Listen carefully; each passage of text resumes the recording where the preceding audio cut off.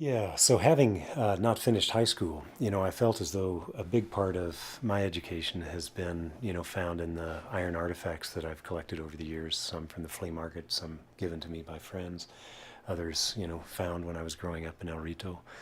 And each one of these iron objects has something to teach, and often considered as teachers by me. I'm able to look at them and discern all kinds of subtle details.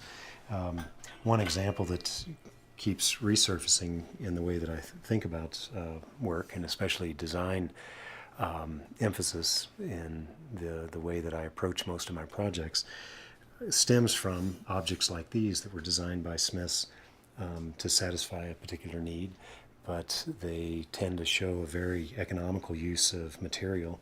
This is a shovel that was forged by a blacksmith in the 19th century. This smith happened to be working in an area where the farms had a lot of clayey soil, so he devised this shovel to have the least amount of resistance so that the clay wouldn't tend to stick to it when the farmer was digging. So he's eliminated all the surface area that you would normally find on a shovel, and instead has made it almost like a pitchfork in its refined shape of these three tines. The other thing he did is forged a very thin blade of tool steel on this edge, and that cutting edge ends up slicing like a knife, so it goes right through the clay soil very easily. But it also is using only the minimal amount of tool steel, which is a more expensive kind of steel, and so in a rural area, it's a way that a smith can satisfy all these functional elements and use the least amount of material at the lowest cost. Um, so this is one of those pieces that, for me, is a sublime example of, a kind of, craftsmanship of necessity, as it were. There's a lot of pieces I could talk about here in the shop. Um, some of the artifacts come from cultures that have been considered indispensable by their communities, which is also another important role that blacksmiths have played elsewhere in the world. Probably nowhere more so than in Africa, in parts of West Africa specifically, where smiths continue to make the farm tools. 85% of the population are still farmers in most of these, outlying areas. So as a result, there's much that a blacksmith in Africa is able to teach through the objects that they've made. And one of the very first examples of African forge work that I encountered, found at a flea market, and this very humble looking piece of iron is actually a bar currency, a 19th century bar currency made by the Mamuye people in Nigeria.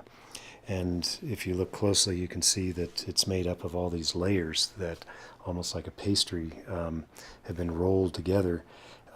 The originating stock is old farm tools, so these scrubbing hoes and other tools that were used farming in Nigeria would be saved by a family, and after they'd worn out, and when the first son prepared for marriage, his father, would take these to the smith.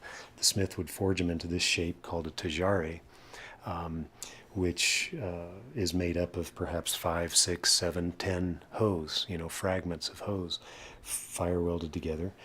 And the symbology of it, is based on the idea that this bar, when traded with another family, specifically during marriage ceremonies where the Mamuye groom would offer this tajare, this bar currency, to his bride's father in exchange for her hand in marriage, as a promise, saying that he has been trained well by his family to farm efficiently and will provide well for her and in turn for her family and her parents. And the living proof is found in the fact that his family has worn out this number of hoes, in less than a generation.